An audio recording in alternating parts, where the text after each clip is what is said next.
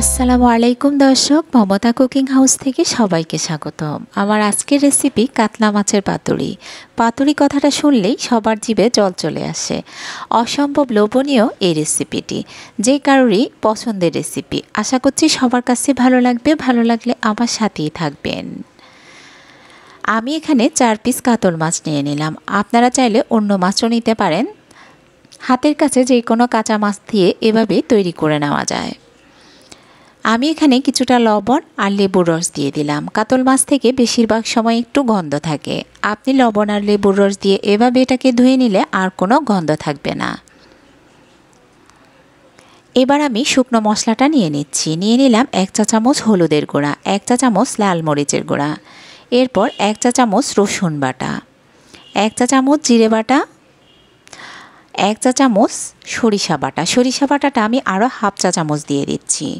বাটা মশলা দিয়ে পাতুরিটা করলে বেশি মজা হয়। চাইলে আপনারা এখানে মরিচটাও বেটে দিতে পারেন, তাহলে খেতে আরও বেশি মজা লাগবে। এবার এগুলো আমি একটা চামচ দিয়ে পানি দিয়ে মিশিয়ে নিচ্ছি। মেশানো হয়ে গেলে আমি একটু সস দিয়ে দিলাম। সসটা দেওয়ার সময় কেটে গেছে ভিডিওটা, এর জন্য আমি দুঃখিত। এরপর দিয়ে দিলাম পেঁয়াজ। পেঁয়াজটা দিয়ে এবার এগুলোকে ভালো করে মিশিয়ে নেব।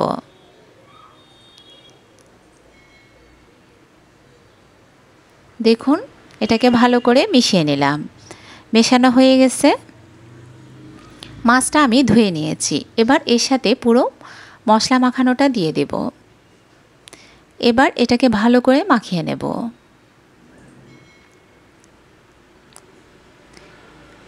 মশলাগুলোর সাথে ভালো করে মাখিয়ে নিতে হবে।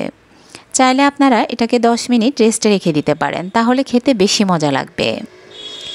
এরপর আমি এর সাথে দিয়ে দিচ্ছি একটু সরিষার তেল। রান্নাটা সরিষার তেল দিয়ে করলে আরও বেশি খেতে মজা হয়। চাইলে আপনারা অন্য তেল দিয়েও দিতে পারেন, তবে আমি এখানে সরিষার তেলটাই দিলাম। সরিষার তেল দিলে একটু বেশি ভালো লাগে। এরপর আমি এখানে পুঁই শাকের পাতা নিয়ে নিচ্ছি। আপনারা চাইলে এখানে লাউ পাতাও নিতে পারেন। দেখুন, পাতার মাঝখানে এভাবে একটা মাছ দিয়ে আমি প্রথমে টুথপিক দিয়ে এটাকে একটু বন্ধ করে দিচ্ছি। এভাবে এটাকে বেঁধে নিতে হবে চারপাশ থেকে টেনে। তারপরে আমি একটা সুতা দিয়ে এভাবে পেঁচিয়ে নিচ্ছি।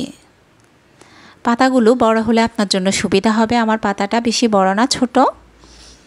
এরপর আমি চুলায় একটা প্যান বসিয়ে দিলাম। দিয়ে দিলাম একটু সরিষার তেল।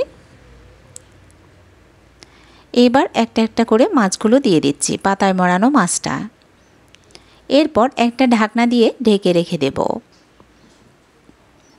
আমরা এটাকে মিডিয়াম আঁচে রান্না করব। হাই হিটে রান্না করলে এটা পুড়ে যাবে উপর দিয়ে, ভিতর দিয়ে মাছটা সেদ্ধ হবে না। 10 মিনিট পরে আমি এটাকে উল্টে দিচ্ছি। দেখুন,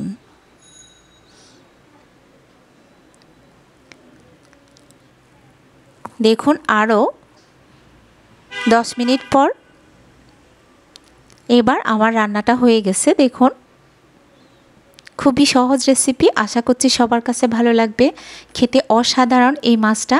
এভাবে আপনারা চাইলে অন্য যে কোনো মাছও ট্রাই করতে পারেন। ভালো লাগলে অবশ্যই আমার সাথেই থাকবেন। সবাই ভালো থাকবেন, সুস্থ থাকবেন। আল্লাহ হাফেজ।